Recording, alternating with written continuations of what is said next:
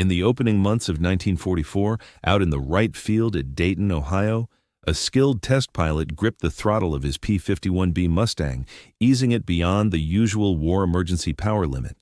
The power plant thundered as the manifold pressure surged to 75 inches of mercury, drawing from an innovative experimental blend labeled merely as grade 150. The speed gauge raced beyond thresholds that had once defined the limits for Allied pursuit planes. Up at 25,000 feet, the Mustang surged ahead at 448 mph.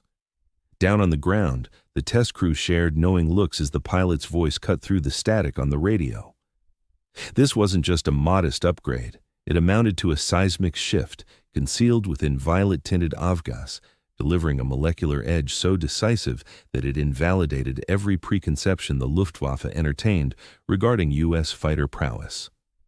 The Luftwaffe aces, who had already come to acknowledge the Mustang's endurance and superior high-altitude handling, were on the verge of realizing that the Yanks had rewritten the rules of dogfighting entirely. The Messerschmitt Bf-109G, the Luftwaffe's mainstay interceptor that spring, topped out at 400 mph up high.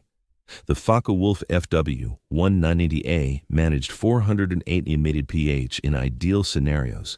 When facing Mustangs on 130 grade, German aviators could still hope for combat on equal footing. But pitted against Mustangs on 150 grade, their machines suffered an inherent shortfall no pilot expertise or maneuvering savvy could bridge. The origins of this edge trace back not to wartime urgencies, but to the pre-war efforts of fuel scientists who grasped that octane levels gauged the degree to which an air-fuel blend could compress without auto-igniting. Greater compression yielded more thrust per engine stroke. That extra punch translated to quicker planes and elevated service ceilings. The principles were clear-cut, yet scaling up high-octane avgas for mass output demanded intricate engineering. Back in 1940, as hostilities engulfed Europe, U.S. fuel output focused on 87-octane gas. This sufficed for civilian flights and initial trainer models, but fell short disastrously for demanding warbirds. The British, scrambling for any upper hand against the Luftwaffe's numerical superiority, partnered with U.S. petroleum firms to roll out 100-octane fuel, arriving precisely when needed for the Battle of Britain. The gains showed up right away. RAF Spitfires and Hurricanes on 100-octane gained 30 to 40 mph in speed at height, with ascent rates jumping 500 to 1,000 feet per minute. German flyers, who had savored their edge with 91 to 100-octane blends, now battled on parity. The arrival of 130-grade fuel marked yet another breakthrough. With its 130 rich mixture rating, it formed the core of Allied aerial strength into 1943. It drove the Merlin power plants in Spitfires and Mustangs alike, the Allisons and P-38 Lightnings, and the enormous Pratt & Whitney R-2800 radials in P-47 Thunderbolts. Output ramped up swiftly, guided by trailblazing fuel proponent General James Doolittle, whose relentless advocacy in the 1930s had persuaded the armed forces and energy sector to fund advanced octane research. By 1943, 17 Allied plants were generating high-octane avgas via the catalytic cracking technique honed by French-born engineer Eugene Houdry. U.S. sites by themselves pumped out millions of gallons each month, sufficient to sustain the huge bombing campaigns over the Reich and the expanding escort squadrons shielding those raids. In stark contrast, German fuel efforts stayed hampered by dependence on coal-derived synthetics. The Burgius method for turning German coal into avgas was viable in theory, but plodding and voraciously demanding of resources. Even at full throttle, the Reich managed just a sliver of the high-octane output pouring from American plants. Most German aircraft operated on B-4 fuel, rated around 91 octane under lean mixture conditions. The superior C-3 variant, mainly supplied to BMW 801-equipped Focke-Wulf 190s and certain Messerschmitt models, approximated the Allies' 130-grade standard but remained scarce in production. During 1944, roughly two-thirds of Germany's aircraft fuel output reached C-3 quality, yet this amounted to just a minor portion of Allied manufacturing volumes. To appreciate fuel efficiency, one must understand a key aspect of piston engines. Octane values indicate resistance to knocking. As the piston rises in the compression phase, the air-fuel blend heats up and pressurizes intensely. Premature auto-ignition ahead of the spark can trigger knocking, an erratic blast instead of a smooth combustion process. Such knocking generates pressure spikes that harm or wreck engine parts. A Mustang performing on a 130 grade one day and 150 grade the next showed clear speed and agility improvements solely from the fuel supply. Officials approved rolling out a 150 grade fuel to active fighter units in early 1944 after deliberate planning. The 8th Air Force, operating from England on deep daylight raids over Germany, endured crippling attrition rates. Even with initial P-51 Mustangs arriving in December 1943, Luftwaffe defenses continued ravaging U.S. bomber groups.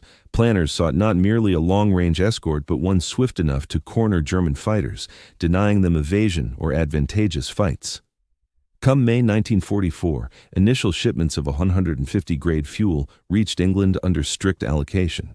Not all groups got it right away. The 8th Air Force started with targeted squadrons to handle logistics and assess battlefield results. The RAF, having led much of the initial research, similarly outfitted its intercept units. High priority fell to squadrons on rapid pursuit duties, especially those pursuing V-1 buzz bombs that started menacing London from June 1944. The V-1 reached about 400 nanokilometers near ground level. Downing them demanded fighters able to equal or outpace that velocity in dense low-altitude air, where drag hampers all machines. Hawker Tempests and Spitfire 4 teams just managed to intercept V-1s. Standard fuel Mustangs struggled at the edge. P-51 Mustangs fueled with 150-octane gasoline possessed ample velocity surplus to engage targets consistently. On June 18, 1944, Major R.E. Turner from the 356th Fighter Squadron neutralized a V-1 buzz bomb by nudging its wing with the tip of his P-51's wing, showcasing a method employed no fewer than 16 times throughout the operation. This tactic demanded remarkable velocity and accuracy to align the aircraft's wing edge just 6 inches from the V-1's surface, then leverage the slipstream to tumble the missile astray and force it downward. The initial broad deployment of 150-octane fuel among U.S. P-51 aviators took place in June 1944, aligning with the D-Day landings in Normandy. Squadrons from the 8th Air Force, responsible for securing dominance in the skies above the assault zones, conducted protective sweeps and shielded bombers while relying on this upgraded propellant. German aviators started noting clashes with Mustangs exhibiting capabilities far surpassing prior observations. Luftwaffe analysts gathered debriefs from pilots detailing U.S. aircraft that evaded pursuit in every altitude and speed bracket, surging ahead from German chasers effortlessly and displaying power outputs that puzzled observers. Such accounts were first attributed to mistakes or overstatements by the flyers. Intelligence staff surmised that Luftwaffe personnel, weary and outmatched amid rising casualties, were simply products of exhaustion rather than genuine enhancements. This evaluation proved deeply flawed. Yet the reality remained obscured until post-war revelations. Garrel, a Luftwaffe top scorer with 275 kills, predominantly on the Eastern Front, engaged U.S. fighters over German territory in 1944. In post-war discussions from the 1970s and 1980s, R reflected on his brushes with late-model Mustangs. He described being stunned by the prowess of American planes in the war's closing phase. R, who post-war evaluated seized U.S. aircraft like the P-51, P-47, and P-38, highlighted the Mustang's standout qualities in velocity, ascent rate, and operations at lofty elevations. During battles, R and fellow Germans failed to grasp that they confronted planes augmented chemically past their blueprint parameters. Functioning at thrust levels undreamed of by the Mustang's initial designers, the Rolls-Royce Merlin, manufactured via Packard license, had been crafted with meticulous regard for heat thresholds, bearing stresses, and knock resistance. Elevating boost levels strained every one of these boundaries. The breakthrough of 150-octane fuel lay in permitting such intense operations, sans the explosive knocking that would demolish power plants on inferior grades under identical pressures. This stemmed from intricate dynamics of fuel particulates, oxygen, thermal energy, and compression within the firing chamber. Tetraethyllead, the key anti-knock agent, disrupted the auto-ignition sequences. However, compromises existed. The lead compound proved poisonous, necessitating cautious management by support teams. It accumulated on igniters, exhaust ports, and bore surfaces, heightening upkeep demands. The elevated lead in 150 octane exacerbated these challenges.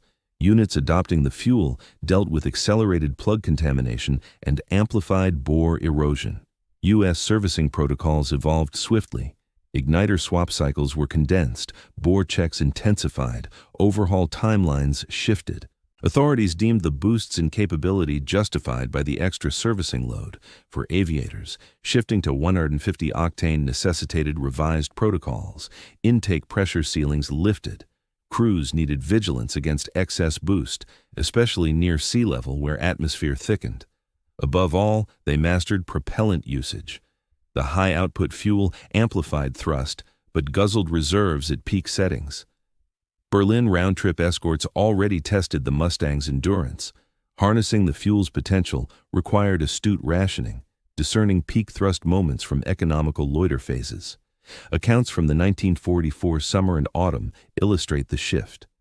8th Air Force squadrons, fitted with the new fuel, logged elevated kill-to-casualty rates and enhanced prowess in blocking German assaults on bomber streams. Foes, once capable of swift hit-and-run strikes and retreats, now couldn't elude chasing Mustangs. On August 6, 1944, Lieutenant Hollis Bud Nolan of the 357th Fighter Group, operating within Operation Frantic shuttles to Soviet airfields, ran into German interceptors above Eastern Europe. Piloting his P-51D dubbed Hell's Bells and using 150-octane fuel, Nolan took on a Messerschmitt Bf 109 commanded by G.A. Schack. During the fierce dogfight that followed, Nolan's superior velocity turned out to be the key factor. He swiftly narrowed the gap to Schack's plane and unleashed a short volley that impaired the enemy fighter's radiator setup. With dwindling reserves of fuel and rounds following the clash, Nolan abandoned the chase, signaled to the German aviator, and resumed his protective role. Schack somehow executed a rough belly landing of his damaged machine close to German-held territory. Over the next 4 decades, Schack puzzled over the reason the U.S. flyer hadn't sealed his fate, unaware that Nolan assumed he'd only inflicted superficial harm instead of a fatal blow. Eventually, researchers linked the pair and organized a reunion in Germany, where Schack conceded that the American Mustang showcased capabilities far surpassing any opponent he'd faced before. The rapid approach by Nolan and the evident engine reserves during the skirmish stood in stark contrast to earlier run-ins with U.S. aircraft. This left a profound mental toll on Luftwaffe aviators. Already facing overwhelming odds and Allied numerical dominance, they now grappled with enemy fighters that appeared to boast boundless advantages. Their strategic choices shrank considerably. They might launch swarm assaults, banking on volume to overpower the Guardians. They could sidestep fights altogether to safeguard their planes and crews. Or they could dive in and risk getting downed by Mustangs that outpaced, outturned, and were piloted by U.S. airmen gaining bold assurance and tenacity. Reich Marshal Hermann Göring, head of the Luftwaffe, once observed the sight of P-51 Mustangs streaking over Berlin and declared the conflict over. His words captured the Luftwaffe's dire predicament. The Mustang's extended reach ensured no corner of Germany escaped U.S. daytime raids. The rollout of advanced fuel in the summer of 1944 intensified the trouble. Luftwaffe analysts eventually secured specimens of Allied 150-octane fuel from seized jettison tanks or downed wrecks. German specialists tested these and verified the reports from their own pilots. The U.S. had engineered avgas with traits no German synthetic refineries could match. Certain German accounts claimed that wartime C3 fuel neared 150-level metrics toward the end, yet output remained scarce and variable. Allied strikes on synthetic fuel sites, including assaults on Leuna and key plants during May and June 1944, severely hampered production. Come late 1944, the Luftwaffe resorted to strict allotments. Combat squadrons got first dibs, though even they faced severe limits. Rookie training was slashed drastically. Numerous German flyers arrived at frontline outfits with scant flight time, unlike their American counterparts who often logged hundreds of hours prior to battle. From January through May 1944, prior to the broad adoption of 150-octane fuel, U.S. bomber missions saw attrition rates of roughly 3 to 6%. These figures were tolerable yet costly. From June to December 1944, once the premium fuel took hold and air dominance was secured, those rates fell below 2% per sortie. Air kills surged. P-51 units in the 8th, 9th, and 15th Air Forces tallied about 4,950 German planes downed in aerial fights from late 1943 to May 1945, with a large share post-dating June 1944. The Luftwaffe's veteran cadre, which began 1944 with considerable skill despite brutal Eastern Front tolls, was methodically eradicated. On D-Day, June 6, 1944, just 2 Luftwaffe machines showed up above the Normandy shores. The force still held thousands of fighters, but shortages of fuel, skilled operators, and adaptable doctrine rendered them useless. A closer look at 150-octane fuel's properties is warranted. Its 100-octane lean mixture rating ensured resistance to knocking comparable to straight iso-octane during economical cruise modes. The 150 performance number for rich mixtures permitted 50% higher compression tolerance than iso-octane under full throttle conditions. This blend enabled aviators to fly thriftily for optimal distance, then shift to enriched settings at peak output for engagements. Trusting the power plant against knocking at peak manifold pressures, protocols for handling 150-octane demanded extra care owing to elevated tetraethyl lead levels. Maintenance teams donned safety gear during refueling. Any leaks got wiped up right away to avert lead exposure risks. Fuel transports and storage facilities featured prominent labels to avoid unintended blending of different fuel types. Even with such measures in place, incidents remained infrequent and the overall safety profile stayed strong. Shifting to new units in the field demanded thorough preparation for aviators. Flight crews got detailed sessions on the characteristics of the updated fuels and revised protocols for engine management. Limits on manifold pressure saw increases. Directives outlined precise conditions and methods for applying peak power. No alterations were needed on the planes themselves. Power plants, delivery systems, and every part worked seamlessly with either variety. Such versatility streamlined supply chains and daily functions. Output figures highlight an enormous ramp-up in manufacturing that outpaced anything the Germans achieved. From May 1944 through April 1945, the 8th Air Force went through more than 53 million gallons of 150-grade aviation fuel. Total Allied output from various plants probably surpassed 200 million gallons over the course of active deployment. Producing each gallon involved sophisticated processing plants, additives like hazardous tetraethyllead, rigorous inspections, shipping across the Atlantic, safeguarded depots, and delivery to numerous bases. U.S. manufacturing prowess in 1944 reached heights that bordered on the extraordinary. Assembly lines churned out thousands of heavy bombers and tens of thousands of pursuits. Shipbuilders rolled out Liberty vessels quicker than enemy submarines could take them down. Petroleum plants generated aviation gas volumes that dwarfed Germany's entire output in every category. This edge stemmed from years of economic growth, abundant raw materials, a secure territory beyond bomber reach, and a labor force bolstered by millions of women stepping into production roles for the conflict. The Royal Air Force relied heavily on 150-grade fuel for pursuit missions across the continent.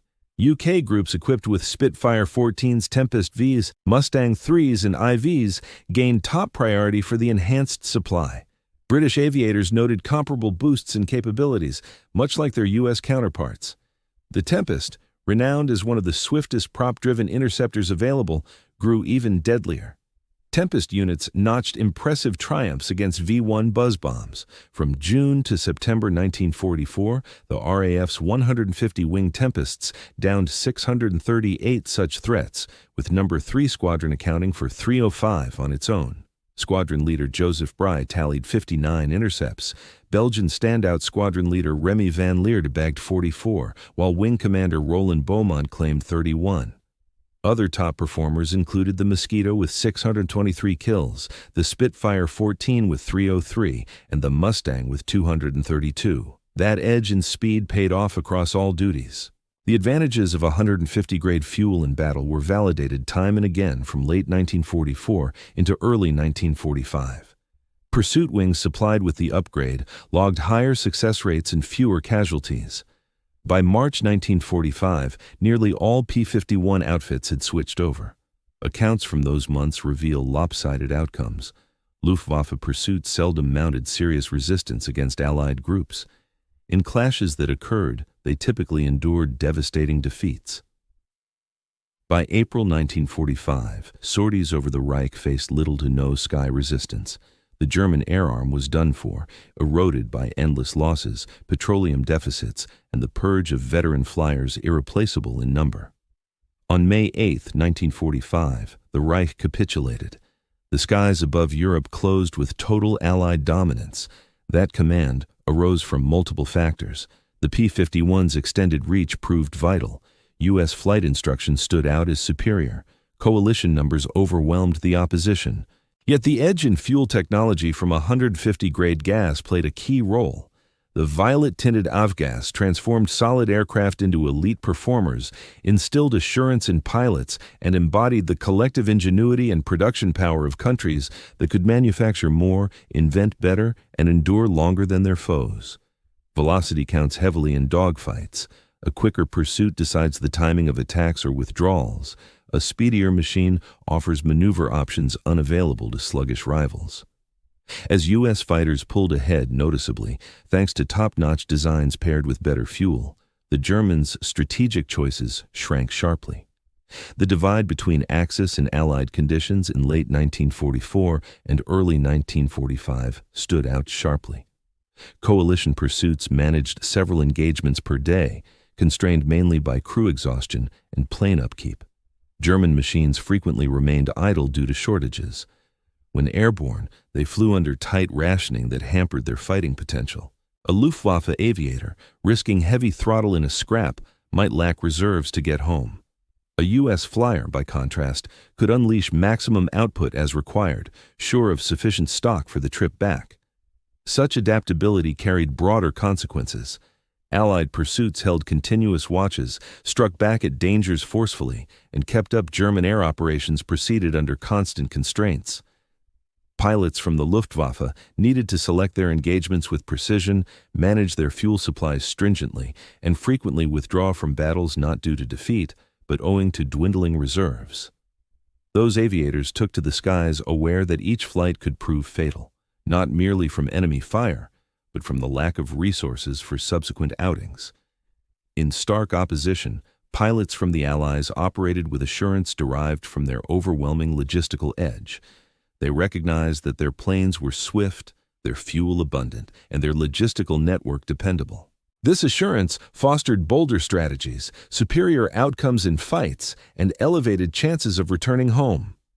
The narrative surrounding 150-octane fuel illustrates the essence of industrialized conflict. Triumph went to the faction capable of manufacturing not only greater quantities of planes, but ones with enhanced capabilities. Not merely sufficient fuel, but fuel of markedly higher quality. Not just enough skilled aviators, but a vast excess of proficient ones, supported by a manufacturing foundation that outpaced the adversary in replenishing casualties. Chemists from America and Britain, laboring in labs and processing plants, never ventured into dogfights above German territory. They dodged anti-aircraft bursts in hostile interceptors, yet their contributions, quantified through engine metrics and boost levels, ultimately shaped dominance in European airspace during 1944 and 1945. Whenever a P-51 flyer advanced his throttle and sensed his Mustang accelerate with unmatched thrust, he owed that surge to innovations in chemical processing that converted raw petroleum into a propellant rendering extraordinary feats commonplace. Strategists in Germany had projected U.S. fighters to operate within expected limits, dictated by airframe specs and conventional fuel specs. Instead, they faced machines surpassing those projections, fueled by a production network of such scale and refinement that it defied German replication. Come spring 1945, with Allied forces sweeping into Germany from both flanks, the Luftwaffe had all but dissolved as an organized combat entity. Certain squadrons persisted in sorties, typically with scant fuel for even one trip. Advanced jets such as the Me-262 marked a bold innovation, yet arrived belatedly and sparsely, crippled by scarcity of propellant and the depletion of veteran crews lost in prior clashes. The ultimate tally reveals the compounded impact of Allied edges. P-51 squadrons throughout various fronts logged hundreds of thousands of combat flights. They tallied roughly 4,950 hostile planes downed in aerial duels and an additional 4,131 eliminated on the tarmac. These figures signified more than mere wrecks. They embodied slain enemy aviators, eroded expertise, and squandered German resources devoted to fabricating substitutes that fell prey before yielding meaningful results. While 150-octane fuel wasn't the lone driver of this disparity, it played a pivotal role. It embodied the critical advantage separating a tight contest from outright domination. The 448 mph, attainable by a tuned P-51 under full boost, symbolized not only speed, but also technical prowess and productive might. This element caught German forecasters off guard. They hadn't foreseen how distant petroleum specialists and fuel innovators could forge a tool as potent as any firearm or explosive.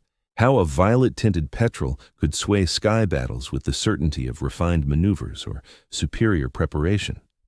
How mastery of the air over Europe in 1945 hinged on piston compression efficiencies, the knock-resistant qualities of aromatic compounds, and aviation propellant specs that outstripped German outputs. The P-51 Mustangs patrolling Berlin skies in early 1944 stood as impressive machines. Those same P-51 Mustangs over Berlin in early 1945 remained identical in design, but their propulsion from advanced fuel rendered them quicker, stronger, and deadlier. That gap, gauged by octane ratings and output figures, by boost gauges and velocity dials, formed one of numerous factors determining the war's aerial victor. Within that outcome rested the downfall of Nazi Germany and a testament to Allied manufacturing power, embodied in a violet fluid loaded into reservoirs, ignited in mighty motors, and converted to success flight by flight.